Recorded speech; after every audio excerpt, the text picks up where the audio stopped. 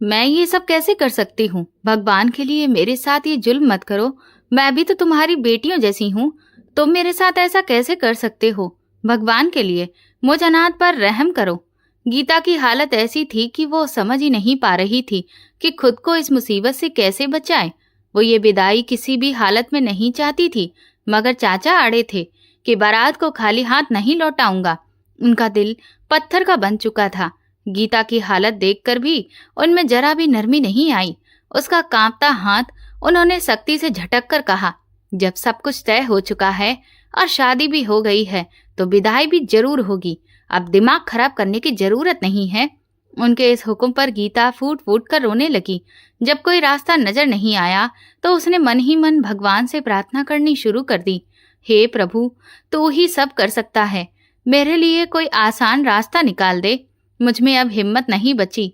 मैं ये सब बर्दाश्त नहीं कर पाऊंगी। बारात पहुंच चुकी थी। चारों तरफ शोर शराबा था और गीता जिद पर अड़ी रो रही थी। ऊपर से चाचा ने जो जिम्मेदारी उस पर डाल दी थी, उस पर वो गिड़गिड़ाकर बोली। लेकिन शायद भगवान को कुछ और ही मंजूर था। उसकी हर दुआ और चाचा के सामने रोना गिड़गिड़ाना सब बेकार जा रहा था। बारात दरवाजे तक आ चुकी थी। घर के आंगन में लोग हंगामा मचा रहे थे। सोनी चाची कड़े तेवरों के साथ उसे खींचते हुए अंदर ले गईं और उसके मना करने के बावजूद भारी भरकम लाल लहंगा पकड़ाकर बोली, जल्दी से जाकर बदल लो, अब और देर नहीं हो सकती। अब तक वो लगातार रोते हुए अपनी जिद पर अड़ी थी और बहुत देर कर चुकी थी, मगर अब जरा भी देर बर्दाश्त नहीं थी। सोनी चाची पहले से ही गुस्से में तमतमा रही थी और गीता तो उनसे डरती रहती थी। आज भी उनसे डरकर अपने आंसू पोंछते हुए वो दुल्हनों का जोड़ा पहनने चली गई। सोनी चाची अपनी बात मनवाकर गर्व से गर्दन ऊंची कर मुस्कुरा रही थी। जब उन्होंने गीता को लहंगा पहनकर आते देखा तो तनकर बोली, जब घी सीधी उंगली से ना निकले तो उंगली टेढ़ी करनी ही पड़ती है। तुम्हारी क्या मजाल कि ऐन वक्त पर हमारा सर नीचा करने की जरूरत करो। अब सब ठीक हो जाएगा। उनके चेहरे पर बड़ी जहरीली मुस्कान थी। गीता अंदर से टूटी हुई थी। वो लगातार रो रो कर थक चुकी थी, मगर कोई उसकी मदद करने वाला ना था। कोई उसके लिए आवाज उठाने वाला ना था। गहरे लाल रंग के लहंगे पर सुनहरे और चांदी के धागों का भारी काम था, जिसे पहनकर उसके नाजुक कंधे और झुक गए थे। भारी बोझ संभालते हुए लड़खड़ाती हुई उसने एक बार फिर हिम्मत की और सोनी चाची से हाथ जोड़कर बोली, चाची, भगवान के लिए ये सब मत करो। मैंने कभी आपकी कोई बात नहीं टाली, लेकिन ये सब मैं नहीं कर पाऊंगी। मुझ पर दया करो। मगर सोनी चाची जरा भी रहम नहीं पड़ी। सख्ती से उसके कंधे पकड़कर झंझोड़ते हुए बोली, ध्यान से सुन लो गीता, तुम्हें हमने बेटियों जैसा मान दिया है, प्यार से पाला पोसा, पढ़ाई लिखाई करवाई, और अब तुम यही करोगी कि इस वक्त हमारा साथ छोड़ दोगी? तुम्हें अच्छी तरह पता है कि इसी में तुम्हारा भी भला है और हमारा भी। तुम्हारे चाचा भले ही एक छोटे व्यापारी हैं, लेकिन रजत खन्ना देश के बड़े बिजनेसमैन हैं। अगर आज तुम पीछे हटी तो जानती हो हमारे साथ क्या होगा? सिर्फ तुम्हारी जिद की वजह से हम सब की इज्जत मिट्टी में मिल जाएगी। खन्ना एंटरप्राइजेस से दुश्मनी मोल लेना हमें बर्बाद कर देगा। इसलिए चुपचाप बैठ जाओ और यूं आंसू दोबारा मत बहाना, वरना मुझसे बुरा कोई नहीं होगा। सोनी चाची ने कड़क आवाज में कहा और फिर वहीं खड़ी एक लड़की को बुलाकर हुक्म दिया, 15-20 मिनट में इसे पूरी तरह तैयार कर दो ताकि विदाई में देरी ना हो। इतना कहकर वो कुछ देर के लिए बाहर चली गई। वो लड़की शायद किसी नामी ब्यूटी पार्लर से आई थी। उसने बड़ी निपुणता से अपना काम शुरू कर दिया। दिलीप साहब, जिन्हें चाची ने भरोसा दिलाया था, हॉल का मुआयना करने के बाद ड्रेसिंग रूम में लौट आए, क्योंकि वो जानते थे कि अगर गीता पर लगातार नजर न रखी गई तो वो रोने धोने का ड्रामा करती रहेगी और मेकअप ठीक से नहीं हो पाएगा। ड्रेसिंग रूम में पहुंचकर सोनी चाची ने देखा कि गीता के मोती जैसे आंसू लगातार बह रहे हैं और ब्यूटिशियन बार बार उसे रोने से मना कर रही है। चाची ने अंदर कदम रखते ही उसे गुस्से से देखा और चुप रहने का इशारा किया तो गीता ने अपने आंसू पोंछ लिए। ब्यूटिशियन ने चैन की सांस लेकर फिर से अपना काम शुरू किया। जब तक गीता पूरी तरह से तैयार नहीं हो गई, सोनी चाची वहीं बैठी रहीं और उसे अपनी नजरों से ओझल नहीं होने दिया। आधे घंटे बाद वो दुल्हन बनकर बेहद खूबसूरत लग रही थी। उसकी ओर देखकर संतुष्ट होते हुए सोनी चाची ने बाहर से लड़कियों को बुलाया और कहा कि इसे स्टेज पर ले जाकर बिठाओ। फिर ब्यूटिशियन से बोली, हमारे यहाँ रिवाज है कि दुल्हन का चेहरा सबसे पहले उसका पति ही देखता है, इसलिए इसका घूंघट नीचे कर दो। ब्यूटिशियन ने उनकी बात मानते हुए दुपट्टे को सीने पर फैलाकर पिन लगाया और फिर साइड का पल्लू उठाकर चेहरे पर लटका दिया, जिससे गीता का चेहरा पूरी तरह ढक गया। अब भारी दुपट्टे और माथा पट्टी के बोझ से उसका चेहरा छिप चुका था। फिर दो लड़कियों ने दाएं बाएं से थामकर उसके लहंगे को थोड़ा ऊपर उठाया और उसे धीरे धीरे स्टेज तक ले जाकर बिठा दिया। स्टेज पर राजवीर खन्ना पहले से ही बैठे थे, मगर न जाने क्यों उनका चेहरा बेजार था। वो इधर उधर देख रहे थे। उनके बगल में बैठी दुल्हन की मौजूदगी ने भी उनके चेहरे की बेरुखी को कम नहीं किया था। मिसेज खन्ना स्टेज पर आते हुए बोली, वाह, मेरा बेटा तो बहुत ही स्मार्ट लग रहा है। आओ बेटे, अपने चेहरे की ये उदासी हटाओ और जरा स्माइल करो। फोटो सेशन के लिए फोटोग्राफर आ चुका है। मैं नहीं चाहती कि तुम अपनी जिंदगी के इन खूबसूरत लम्हों में ये बिगड़ा हुआ चेहरा बनाए रखो। बाद में जब इन तस्वीरों को देखोगे तो पछताओगे। राजवीर खन्ना ने ठंडे लहजे में अपनी माँ को बहुत कुछ जता दिया, जिस पर वो चुप हो गई, मगर फिर मुस्कुराते हुए बोली, कोई बात नहीं, मेरा बेटा तो हर मूड में अच्छा लगता है। आज का दिन बहुत खास है। तुम्हारी किसी भी बात पर मैं बुरा नहीं मानूंगी और ना ही तुम्हारी जिद मानूंगी, मिसेज खन्ना ने जिद्दी लहजे में कहा। मगर रजत खन्ना ने हाथ से इशारा करके बीवी को चुप कराया और फोटोग्राफर को कुछ हिदायतें देते हुए जल्दी से कुछ तस्वीरें खिंचवा दी। फिर उन्होंने फोटोग्राफर को विदा कर दिया, क्योंकि वो नहीं चाहते थे कि मामला बढ़े और हॉल में बैठे मेहमान उनकी तरफ ध्यान दें। इस सब के दौरान गीता आंसू रोकने की कोशिश कर रही थी। उसे अपनी मजबूरी बहुत तकलीफ दे रही थी। खाना खाने के बाद और रस्में निभाने के लिए देर तक रुकने के लिए भी रजत खन्ना राजी नहीं हुए। वो समझ रहे थे कि उनका बेटा बहुत देर से सब्र करके बैठा है और थक चुका है। इससे पहले कि राजवीर गुस्से में कुछ कर बैठे, उन्होंने जल्दी वापसी का कह दिया। उन्होंने रस्मों का बहाना बना दिया। दिलीप साहब भी उनकी बात समझ गए और सिर हिलाते हुए बोले, कोई बात नहीं, हमारी तरफ से भी कोई खास रस्म नहीं है। अगर आपकी तरफ दूध पिलाई जैसी रस्में नहीं होती तो हमें कोई एतराज नहीं। गीता आपकी अमानत है, जब चाहो ले जाओ। विदाई की बात सुनकर गीता का आखिरी सहारा भी टूट गया।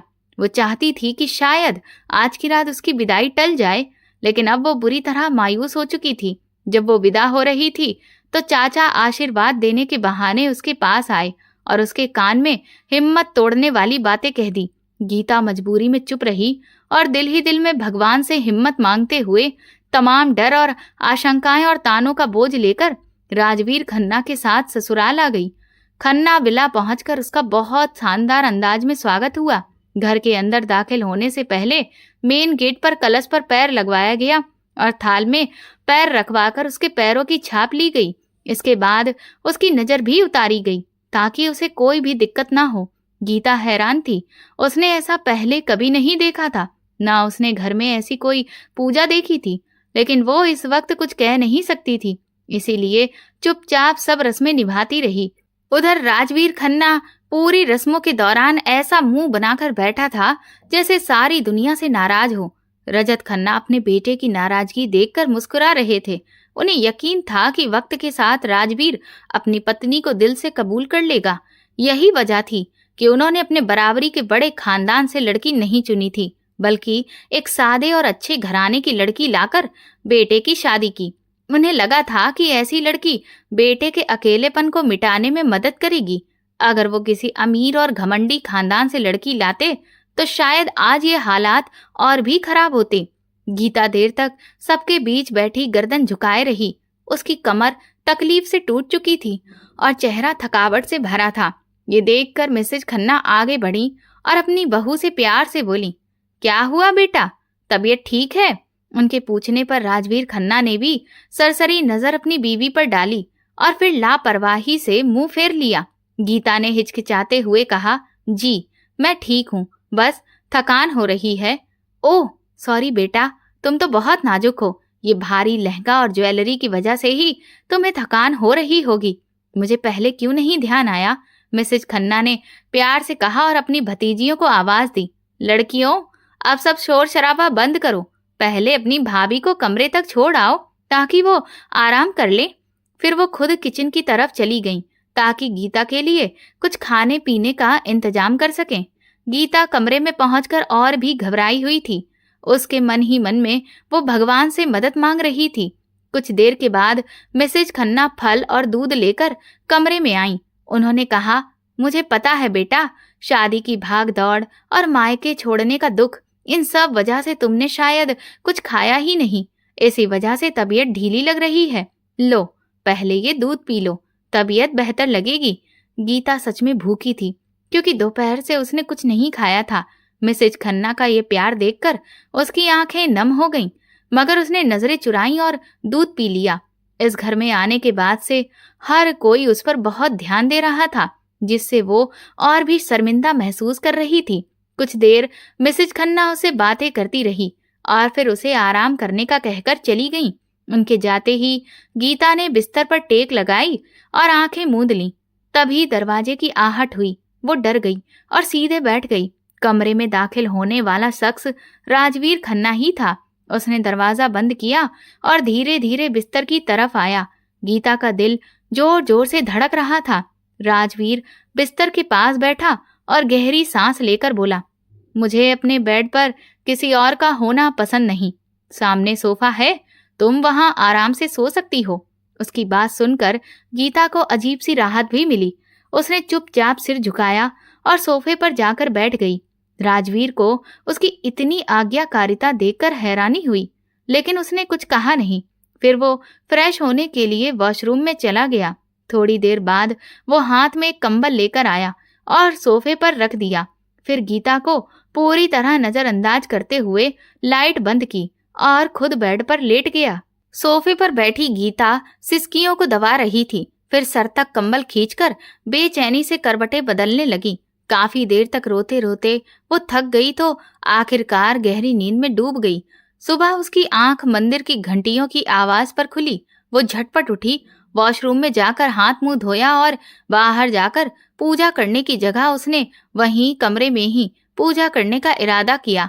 लेकिन जब उसने चारों तरफ देखा तो उसे कहीं भी मंदिर या भगवान जी दिखाई ही नहीं दिए। मजबूरन गीता वहीं कमरे में ही पूरब दिशा की तरफ हाथ जोड़कर बैठ गई और उसने पूरे ध्यान से भगवान को याद करना शुरू किया। लेकिन जैसे ही उसने हाथ जोड़कर प्रार्थना करना शुरू की तो परेशानी और तकलीफ की वजह से वो कांप उठी। उसे समझ नहीं आ रहा था कि अपने लिए क्या मांगे।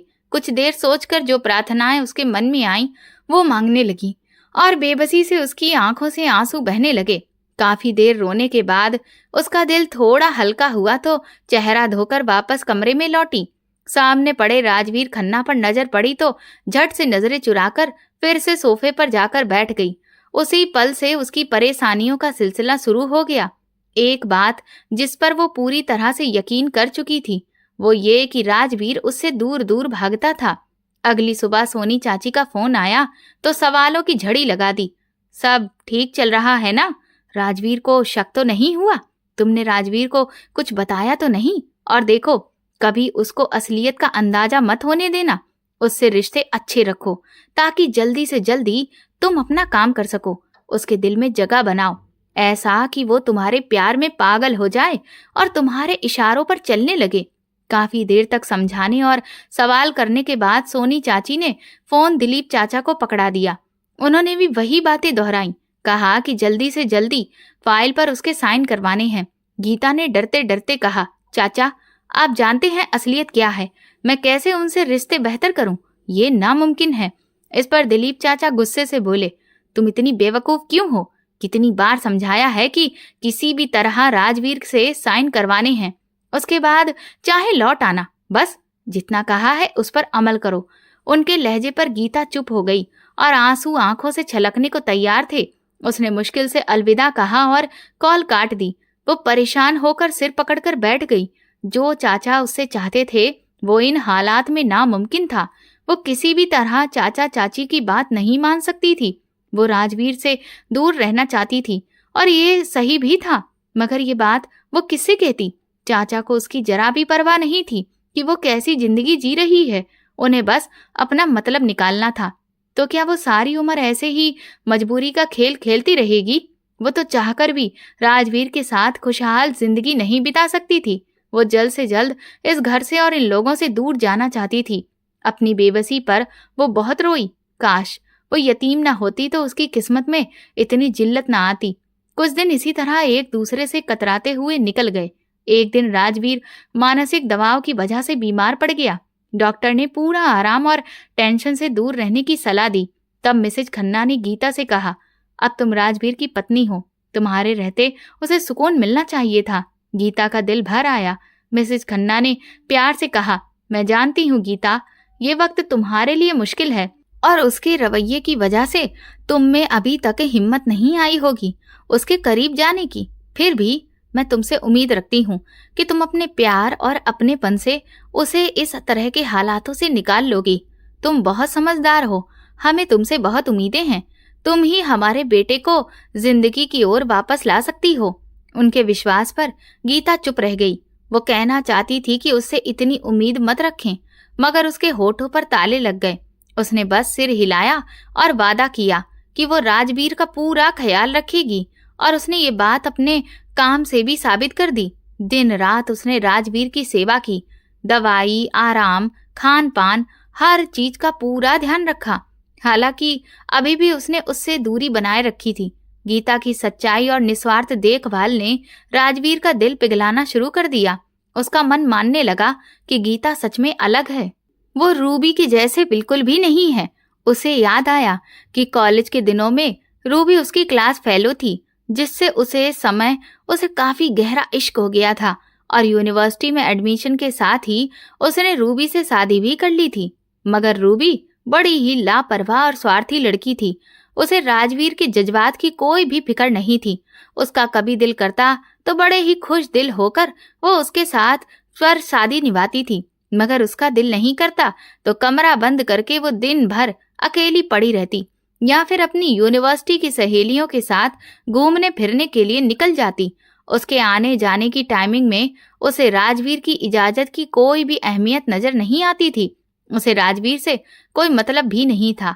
सिर्फ और सिर्फ वो उसके पैसे को अपनी तरफ खींचना चाहती थी। धीरे धीरे उसके दिल से राजवीर की मोहब्बत झाग की तरह बैठ गई और हेमंत के साथ उसका मेल जोल और भी ज्यादा पड़ने लगा था। और इस तरह कुछ महीने के अंदर ही रूबी राजवीर की सच्ची मोहब्बत को उसके मुंह पर मारते हुए हेमंत के साथ उसके अपार्टमेंट में शिफ्ट हो चुकी थी। उसकी असलियत खुलते ही राज भी टूटकर बिखर गया और फिर जब मोहब्बत की पट्टी आंखों से उतरी तो उसे रूबी का बीते वक्त का व्यवहार भी धीरे धीरे समझ में आ गया, जो पहले दिन से ही उसके साथ बिल्कुल अलग नहीं था। रूबी लंदन में पली बड़ी आजाद हवा में घूमने फिरने वाली लड़की थी, जिसे सिर्फ पैसा और आजादी ही चाहिए था। वो एक लड़के के साथ टिक कर घर बसाने वालों में से नहीं थी। राजवीर से शादी करने की वजह भी यही थी कि एक तो वो बहुत ही ज्यादा देखने में हैंडसम था और फिर साथ में पैसे वाला भी था। रूबी को राजवीर अंग्रेज लड़कों की जगह ज्यादा पसंद आया था और वो राजवीर से सिर्फ दोस्ती और अपने रिश्ते को बढ़ाना चाहती थी ताकि टाइम पास कर सके और उसके खर्चे पर ऐश भी कर पाए। मगर इधर राजवीर उस लड़की के इश्क में सच में गिरफ्तार हो चुका था, इसीलिए बड़ी मुश्किल से मना कर उसने रूबी से शादी की। लेकिन शादी के कुछ ही वक्त रूबी ने थोड़े बहुत ही सही लम्हे राजवीर के साथ गुजारे, मगर उसके बाद अपनी आदतों के हाथों मजबूर होकर वो किसी नए मर्द की तलाश में निकल खड़ी हुई। और इधर राजवीर उसे आजाद ख्याल वाली लड़की समझकर सब कुछ बर्दाश्त करता रहा। वो नहीं जानता था कि वो इन कुछ महीनों के दौरान भी कई लड़कों के साथ काफी गहरे रिश्ते रख चुकी थी। लेकिन अब जब वो उससे अलग हुई तब उसके सभी राजों से भी पर्दा उठ चुका था, क्योंकि रूबी ने अब खुलकर उसके सामने कहा था कि मैं किसी एक के साथ हमेशा बंद कर नहीं रह सकती। मुझे अब तुम में कोई भी इंटरेस्ट नजर नहीं आता है। मुझे अब हेमंत पसंद है और इसीलिए मैं तुमसे आजादी चाहती हूँ। कुछ इस समय के बाद हेमंत को भी उसने यही कहा कि वो किसी और लड़के जॉन के साथ जा रही है। और उसके बाद ही राजवीर से मुलाकात होने पर हेमंत ने गुस्से में उसे सब कुछ बता दिया था। ये सब सुनने के बाद तो राजवीर के दिल से औरत को लेकर भरोसा पूरी तौर पर खत्म हो चुका था। उसे अब अपनी माँ के अलावा दुनिया की हर औरत और हर लड़की बेवफा और बदकिरदार नजर आने लगी थी। और यही वजह थी कि वो दोबारा कभी किसी से शादी नहीं करना चाहता था।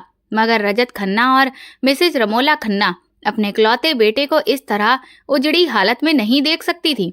पहले तो उन्होंने उसे समझाने और मनाने की बहुत कोशिश की कि दुनिया की हर लड़की एक जैसी नहीं होती, मगर जब राजवीर अपनी जिद पर कायम रहा तो मजबूरन उन्होंने फैसला किया कि किसी अच्छे घराने की सादी सुलझी लड़की को अपने बेटे की जिंदगी में शामिल करना चाहिए, ताकि वो मान जाए कि कई लड़कियां बहुत वफादार और अलग भी होती हैं।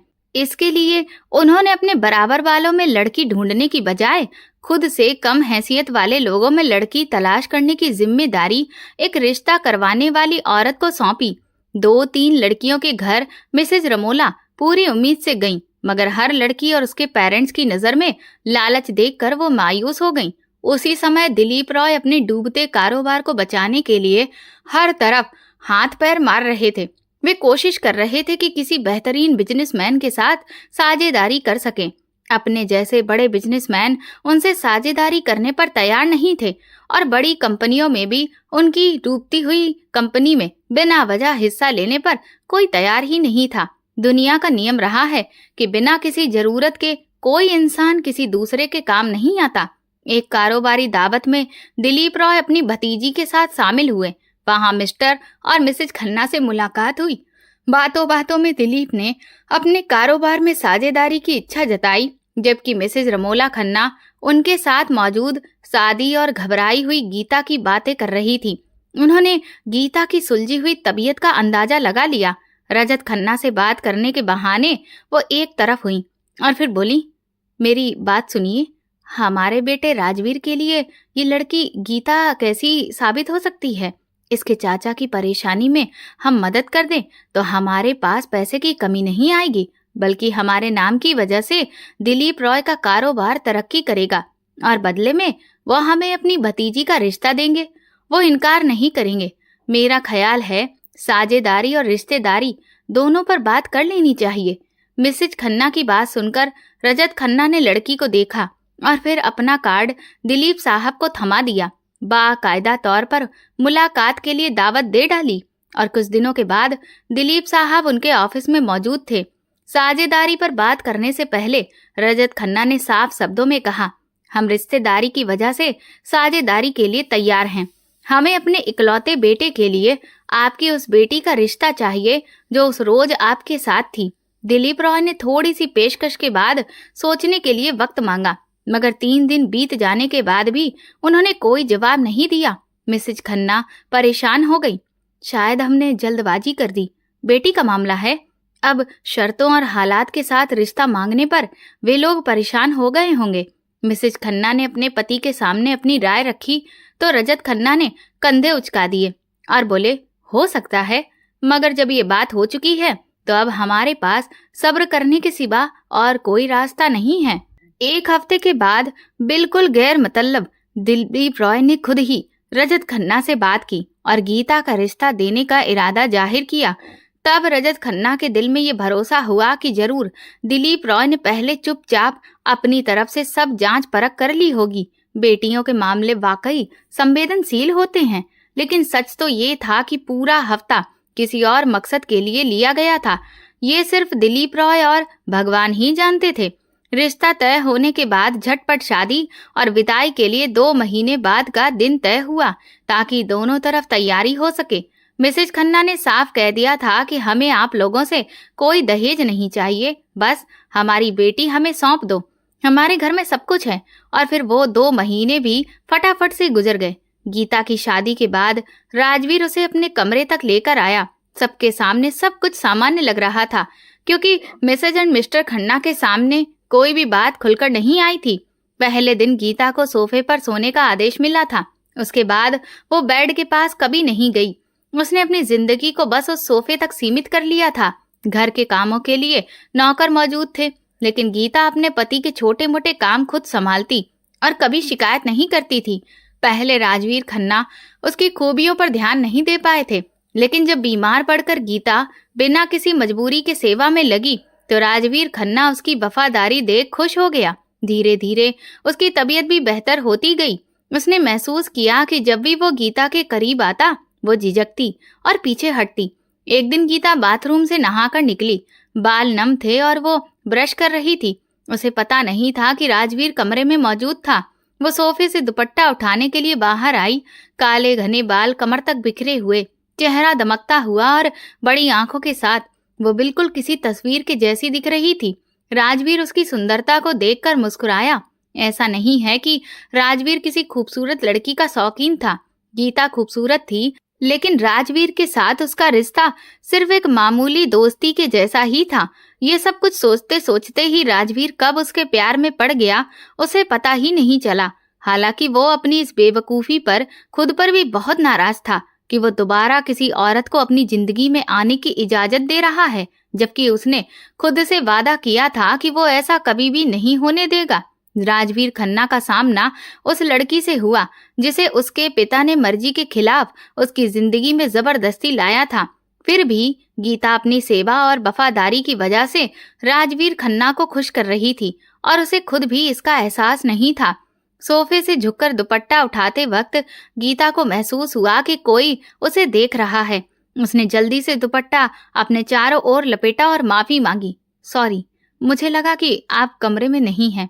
उसके शर्माने पर राजीव की मुस्कान और गहरी हो गई। वो बेड से उठकर गीता के पास आया। गीता के इरादों को भांपते हुए राजवीर ने उसकी कलाई थाम ली।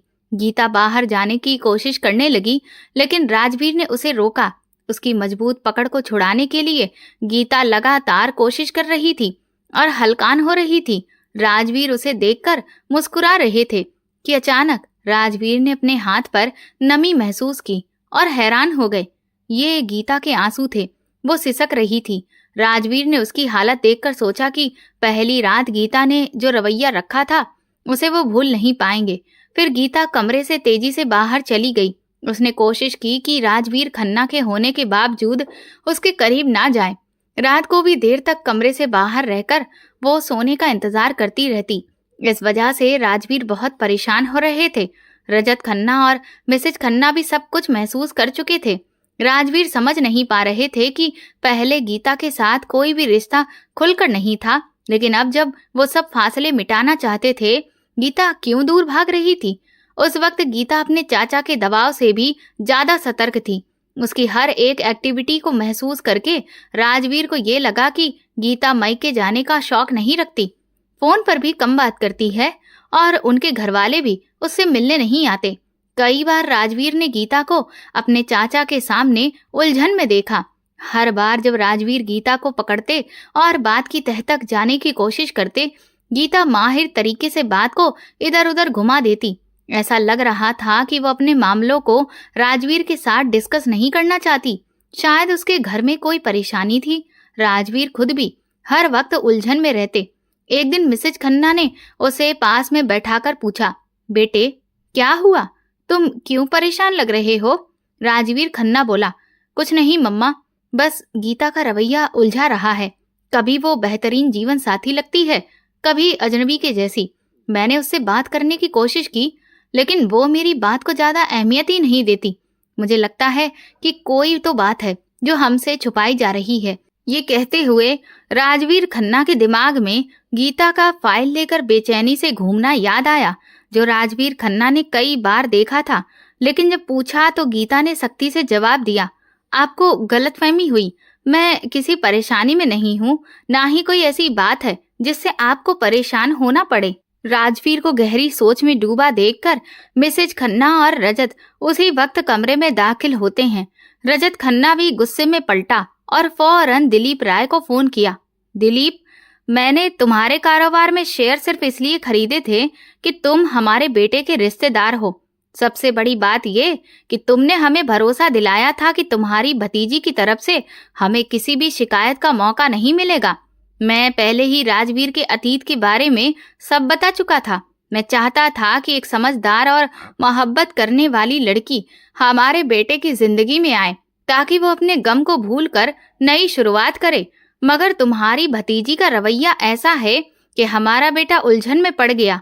अब जब वो खुद तुम्हारी भतीजी की तरफ झुक रहा है, फिर भी वो अजनबी जैसे बर्ताव क्यों कर रही है?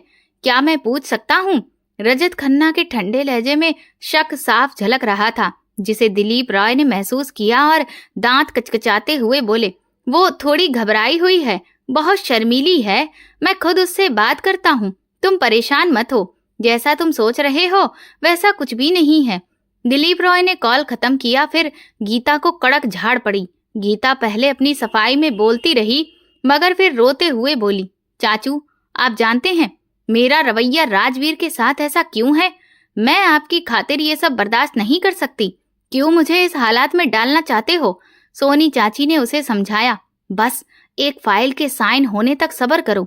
तुम जानती हो मैं मजबूर हूँ। अगर कारोबार में इतने मसले ना होते तो कभी भी तुम्हें इस मुश्किल में ना फंसा देते। लेकिन गीता रोते हुए बोली, कैसा पति और किसकी पत्नी? आप लोग जानते हैं मैं इस सब की मालिक नहीं हूँ। मुझे किसी गैर मर्द से बात तक पसंद नहीं। आप लोग मुझे एक गैर मर्द के साथ कमरे में रहने पर मजबूर कर रहे हैं। भगवान से डरें। आप मुझसे क्या चाहते हो? मैं स्वार्थ की खातिर गुनाह क्यों करूं, जबकि मैं पहले ही गुनाहों में फंसी हूं। दिलीप उसकी बातें खामोशी से सुनते रहे। गीता ने गैर मर्द शब्द कहा था, जबकि वो पहले ही 2 खानदान की मौजूदगी में शादी करके लाई गई थी। ये सोचकर राजवीर उलझन में पड़ गया। कुछ दिन सब्र और धैर्य से गुजारे। फिर रजत खन्ना भड़क उठे और बेटे से बोले, हमने तुम्हारी जिंदगी की वीरानी खत्म करने के लिए इतना बड़ा कदम उठाया था और तुम्हारी पत्नी तो अच्छी लग रही थी, मगर उसकी बेवजह जिद्दी पने ने मुझे मजबूर किया कि हम उसे उसके चाचा के पास भेज दें। राजवीर ने फैसला किया, उन लोगों से बात करने की जरूरत नहीं है। मैं अभी तक गीता और उसकी हकीकत को नहीं जान पाया। मैं उसके यहाँ से जाने के पक्ष में नहीं हूँ। उसकी हर परेशानी मैं खुद देखूंगा। अगर फिर भी मसला नहीं सुलझा तो मैं आपको बताऊंगा और फिर फैसला आपके हाथ में ही होगा। राजवीर पूरी सच्चाई जानने का इंतजार कर रहा था। दूसरी तरफ रजत खन्ना ने दिलीप रॉय की असलियत जानने के लिए अपना एक बंदा लगाया। कुछ दिन बाद राजवीर खन्ना ने फाइल गीता से ली। फाइल खोलते ही उसके दिमाग का दही हो गया। उसमें 1 या 2 नहीं बल्कि बड़े बड़े प्रोजेक्ट्स थे, जिनमें दिलीप रॉय 20 से 30 शेयरों का मालिक बनना चाहता था। अगर राजवीर उस फाइल पर साइन कर देता तो दिलीप रॉय के लिए मुफ्त में फायदा हो जाता। लेकिन ऐसा तभी संभव था जब गीता तेज तर्रार होती और राजवीर को संभालने का हुनर जानती। मगर वो सच में सादा और शरीफ थी। वो तो अब तक राजवीर से खुलकर बात तक नहीं कर पाई थी। राजवीर गुस्से में फाइल पढ़ते हुए बैठा था। तभी गीता तेज कदमों से कमरे में आई। राजवीर ने कदमों की आहट सुनकर दरवाजे की ओर देखा। गीता सामने से आती हुई दिखी, फिर खामोशी से कहीं और भागने की कोशिश करती हुई। शायद वो कोई रास्ता ढूंढ रही थी। राजवीर ने सारे रास्ते बंद कर दिए और सर्द लहजे में फाइल दिखाते हुए पूछा, क्या तुम मुझे ये सब सच बताओगी? और याद रखना, मुझे झूठ या धोखा बिल्कुल पसंद नहीं। राजवीर का लहजा बर्फीला था और आंखें आग जैसी, इतनी कि गीता भी डर गई। सामने खड़ा शख्स उसको धोखे से रोकने की कोशिश कर रहा था, जबकि अब तक जो रोज की उसकी मौजूदगी थी वो भी एक तरह का झूठ ही साबित हुई। गीता समझ नहीं पा रही थी कि कैसे बात शुरू करें ताकि उसके सर पर झूठ का बोझ हल्का हो जाए और राजवीर का रुख भी थोड़ा नरम हो। राजवीर ने उसे खामोश देखा तो आगे बढ़कर उसका हाथ कंधे पर रखते हुए उसे सोफे पर बिठाया और कहा, मुझे इस फाइल के साथ साथ ये भी बताओ कि मेरे शादी में होने के बावजूद उस दिन तुम अपने चाचा से क्यों कह रही थी कि मैं तुम्हारे लिए गैरमर्द हूँ? जवाब दो, वरना मेरा गुस्सा बेकाबू हो जाएगा। गीता राजवीर के सामने खड़ी थी, मगर उसकी जुबान उसके साथ नहीं दे रही थी। वो चाहती थी कि जमीन ही फट जाए और वो उसमें समा जाए ताकि राजवीर के गुस्से से बच सके। बस बेबसी से सिर झुकाकर वो खामोश बैठी थी। राजवीर ने बार बार सवाल दोहराया और गीता रोने लगी। उसने राजवीर को सच बताया और उसकी आंखों में 14 साल की हकीकत की झलक दिख गई। मुझे माफ कर दो, मेरा इसमें कोई कसूर नहीं है। मैं ये सब करने के लिए तैयार नहीं थी, लेकिन चाचा के दबाव और अपनी बहन की गलती के चलते मेरे पास उनके कहे को मानने के अलावा कोई रास्ता नहीं था। मेरी बहन बहुत सीधे स्वभाव की लड़की है, उसे धोखा देना पसंद नहीं था। बावजूद इसके चाचा ने आपकी और उसकी शादी करवा दी। विदाई वाले दिन अचानक वो घर से भाग गई ताकि चाचा की चाल में फंसने से बच सके, मगर वो भूल गई कि मैं भी उसकी जुड़वा बहन हूँ और चाचा के हाथ में थी। उसके गायब होने के बाद चाचा और चाची ने मुझे मजबूर किया कि मैं उसकी जगह सब संभाल लूं। मैं भी मजबूर होकर उनकी बात मान गई। मुझे किसी तरह आपको इस फाइल पर साइन करवाना था, लेकिन बगैर किसी रिश्ते के मैं ये नहीं कर सकती थी। आपकी शादी मेरी बहन से हुई थी, तो मैं कैसे आपके करीब आ सकती थी? राजवीर खन्ना ने गंभीरता से उसे देखा। वो रोती रही। कुछ देर के बाद खामोशी के साथ उसने अपना सामान अलमारी से निकालकर सूटकेस में रखा। राजवीर ने सीने में जलती आग पर काबू पाया और सोचते हुए कमरे में लौट आया। उसने गीता को किसी भी तरह से खोना नहीं था। गीता सामान पैक करके जाने को तैयार थी। राजवीर ने उसे देखा और बोला, मुझे तुमसे बात करनी है। उसने उसे सोफे पर बैठने का इशारा किया। वो चुपचाप बैठ गई। राजवीर भी सोफे पर बैठ गया और बोला, देखो, मुझे फर्क नहीं पड़ता कि मेरी शादी किससे हुई और वो कैसी दिखती है। मुझे बस ये जानना है कि तुम्हारी मौजूदगी मेरे घर और जिंदगी में अच्छी लगती है। गीता चौंक कर बोली, मगर आप रिश्ते में मेरे बहनोई लगते हैं। मैं अब इस सच्चाई के साथ नहीं रह सकती। उसकी आंखों से आंसू उसके दुपट्टे को भी भिगो रहे थे। राजवीर ने कहा, मैं जानता हूँ, अगर मैं किसी तरह तुम्हारी बहन को तलाक दे दूं और तुमसे शादी कर लूं, तो क्या तब तुम मेरे साथ रहोगी? गीता सोच में पड़ गई। राजवीर ने आगे कहा, देखो, सब कुछ मुझ पर छोड़ दो। मैं तुम्हारी बहन को तलाक दे दूंगा और फिर तुम्हारे साथ शादी करूंगा। इसके लिए मुझे तुम्हारी रजामंदी चाहिए। क्या तुम हमेशा के लिए इस घर और मेरी जिंदगी में शामिल होना चाहोगी? गीता ने सिर झुकाकर हाँ में जवाब दिया। राजवीर ने अपने पिताजी रजत खन्ना को पूरी हकीकत बताई। रजत खन्ना ने अफसोस जताया और फिर विस्तार से बताया, दिलीप रॉय लालची और मुनाफाखोर इंसान है। वो अपनी भतीजियों को अपने फायदे के लिए इस्तेमाल करता है। इसीलिए कभी आरोही और कभी गीता को अपने साथ पार्टियों में ले जाता था। उसे कोई फर्क नहीं पड़ता था कि उसकी भतीजियों के साथ लोग कैसा सुलूक करते हैं। अपने लालच और स्वार्थ के लिए उसने अपनी बेटियों को थाली में रखकर पेश किया। गीता को हमने तुम्हारे लिए चुना और ऐसा ही हुआ। पहले भी कुछ पार्टियों में वो ऐसा करता रहा है, लेकिन बिजनेस में किसी ने भी उसका साथ ही नहीं दिया था। उसके लालच और खुदगर्जी की कोई सीमा नहीं थी। उसने नहीं सोचा कि उसकी भतीजी, जो कि शादीशुदा थी, घर से भाग गई और फिर उसकी जुड़वा बहन को वो बिना शादी के हमारे हवाले कर दिया। ये सब जानकारी मुझे मेरे खुफिया जासूसी करने वाले आदमी ने दी है। गीता रजत की बात सुनकर बहुत शर्मिंदा हो गई थी, मगर रजत खन्ना ने आगे बढ़कर उसके सर पर हाथ रखते हुए कहा, अब ये हमारी बेटी है और जो सब कुछ इसका चाचा अपने स्वार्थ की वजह से करता आया है, उसके बाद इसका चुप रहना कोई बड़ी बात नहीं। वैसे मैं यकीन दिलाना चाहता हूँ कि गीता अपनी बहन को चाहे तो अपने घर पर भी रख सकती है। मिसेज खन्ना भी प्यार वाले अंदाज में बोली, हाँ, हमारे घर और दिल में इतनी जगह है कि हम अनाथ और बेसहारा बच्ची को अपना घर दे सकते हैं। जब दिल साफ हो तो भगवान रास्ता दिखाता है। खन्ना परिवार के साथ भी ऐसा ही हुआ था। अभी 1 महीना भी पूरा नहीं हुआ था कि गीता को अपनी बहन आरोही के बारे में जानकारी मिल गई। अपनी बहन को लेने के लिए गीता खुद गई, मगर उसने तलाक के पेपर्स पर साइन करते हुए गीता से कहा, भले मैं मजबूरी में उस वक्त भाग गई थी और इस वजह से तुम्हें बिना शादी के दूसरों के बीच रहना पड़ा। मैं दिल से मजबूर थी। मैंने सोचा थोड़ी देर इंतजार करती हूँ, जब हालात ठंडे होंगे। मुझे नहीं पता था कि मेरी गैर मौजूदगी में चाचा तुम्हें अपने स्वार्थ के लिए इस्तेमाल करेंगे। अब मैं खुश हूँ और चाहती हूँ कि तुम बिना किसी झंझट के अपनी जिंदगी जियो। गीता की बहन आरोही ने जाने से इनकार कर दिया। वो एक साफ सुथरे इलाके में स्कूल में टीचर थी और पास ही एक छोटे कमरे का घर किराए पर लेकर अपना गुजर बसर कर रही थी। गीता के लाख कहने पर भी वो उसके साथ नहीं गई। गीता ने आरोही और राजवीर का तलाक करवा दिया और वो वापस घर लौट आई।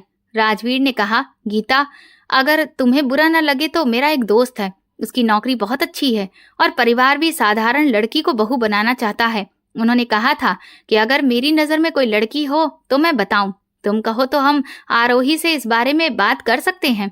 इससे तुम्हें भी अपनी बहन की फिक्र से आजादी मिलेगी और आरोही का भी घर बस जाएगा। एक दिन बालकनी में चाय के साथ बारिश का मजा लेते हुए राजवीर ने कहा। गीता बोली, मुझे आप पर पूरा भरोसा है। मैं जल्दी ही आरोही से इस बारे में बात करूंगी। अगर वो राजी हुई तो इससे अच्छी बात और क्या हो सकती है, पर मैं उसे मजबूर नहीं करूंगी। और रोज बात करने पर आरोही ने कुछ दिन सोचने का वक्त मांगा। गीता को उम्मीद थी कि उसकी बहन सही फैसला करेगी। भगवान का शुक्र है कि जिन बहनों ने सारी जिंदगी अपने पिता से दूर होकर चाचा चाची की स्वार्थ परस्ती और अन्याय झेला, अब अजय जैसे साथी का साथ पाकर आरोही पूरी तरह खुश थी। और आरोही भी अपनी बहन गीता की तरह शानदार जीवन जीने वाली थी।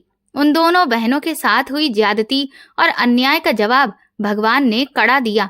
रजत खन्ना ने अपने कहे के मुताबिक आरोही और गीता का दायित्व लिया और फिर दिलीप के साथ उनके पुराने बिजनेस का रिश्ता भी खत्म कर दिया।